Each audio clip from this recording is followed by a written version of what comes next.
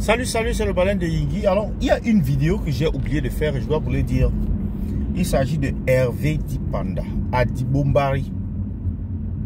Voilà un Camerounais qui est rentré investir au Cameroun.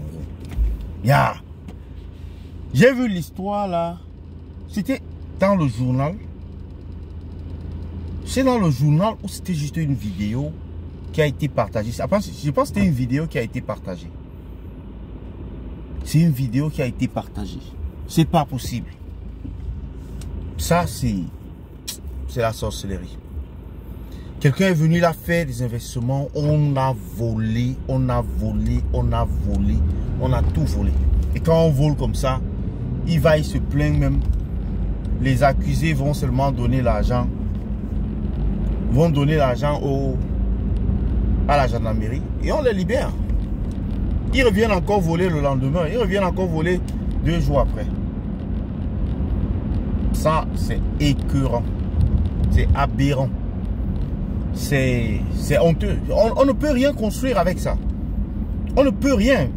Mais comment on en est arrivé là? D'abord, il y a l'exemple qui vient du haut qui n'est pas bon. En haut, on apprend aux gens à faire exactement cela. Ça, c'est deux. De deux, les jeunes, puisque ce sont des jeunes, c'est d'eux qu'on parle.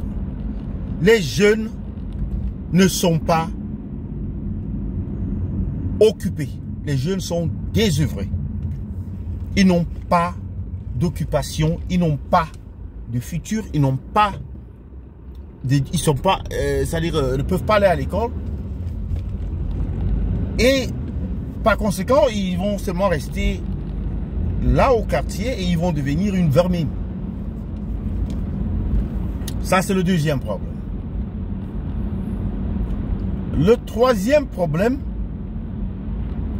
c'est que il n'y a pas la sécurité au Cameroun.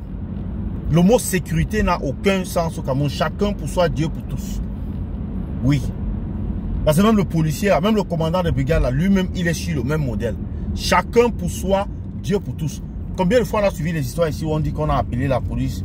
Ils ont dit qu'ils vont venir. Ils ne sont pas venus. Combien de fois? Plusieurs fois. Plusieurs fois. On va vous dire, on a appelé la police. Ah, ils ont dit qu'ils devaient venir. Depuis on attend, ils ne viennent pas. Eux, la police. 2, les pompiers.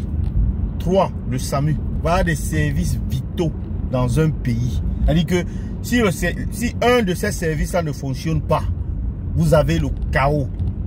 Vous êtes assuré, garanti que vous aurez le chaos. Mais au Cameroun, il se peut seulement que les 3 services-là, ils ne fonctionnent pas du tout. Et puis la gouvernance, même aussi, elle ne fonctionne pas du tout. Là, le chaos a atteint un niveau. C'est-à-dire, comme la gouvernance même ne fonctionne pas, le chaos est à un niveau... comment je peux me dire ça, exceptionnel, à un niveau pharaonique, à un niveau métaphysique, à un niveau astronomique. Ce sont des extraterrestres qui doivent vivre au Cameroun. Un homme normal avec tous ses sens ne peut pas vivre là-bas. Un homme normal, ce sont les extraterrestres qui doivent vivre. Les gens ne travaillent pas, mais ils sont assis au bar. Ah, peut-être que c'est l'argent des cours là, des fermes et consorts là que les gars ils utilisent pour manger, je sais pas. Pour manger la vie, pour boire la vie, pour boire les whisky, les champagnes, coller la petite. C'est assez regrettable. Et que fait l'État? Que font les pouvoirs publics? Ah! Les gars vont sortir seulement quand on viendra marcher pour dire qu'il n'y a pas l'eau. Il n'y a pas l'électricité. Mais on doit aussi marcher pour dire qu'il n'y a pas la sécurité. On doit marcher au Cameroun pour dire qu'il n'y a pas la sécurité. Personne ne se sent en sécurité là-bas. Même les gens qui sont qui ont les gardiens là-bas. On vous raconte les histoires tous les jours, les braquages. Mais la majorité des braquages se passent dans les endroits là, non? Là où il y a les gardiens payés pour défendre les consorts. Vous avez suivi l'histoire qui s'est passée, je ne sais pas, c'était où là, à Bourandjo, dans une banque, je ne sais pas si c'était EcoBank, qu'on a dévalisé, puis les bandits ont fui. Le gars a essayé de poursuivre les bandits pour jouer, n'est-ce pas, au héros.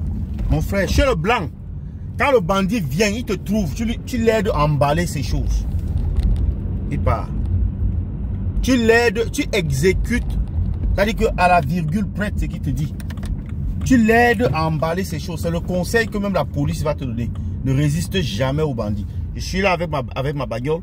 Le bandit se pointe là avec l'arme, avec le truc. Il dit que il prend la montre là.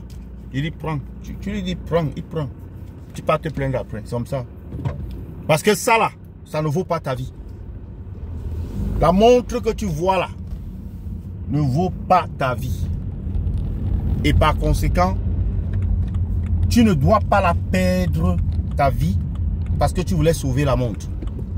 C'est bête, c'est con, c'est idiot, c'est inacceptable.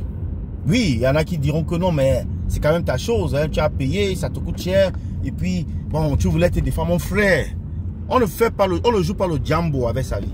Et quand tu dis que tu vas aller défendre ça, c'est tu qui joue le jambo avec ta vie. Le gars a tout perdu, certes. Non, mais il perd. Hein? Il perd. Et puis bon, mais il n'y a rien de... Il a tout perdu, ouais. Comme les gens disent souvent au Cameroun. Mon frère, courage. Il faut prier seulement le bon Dieu.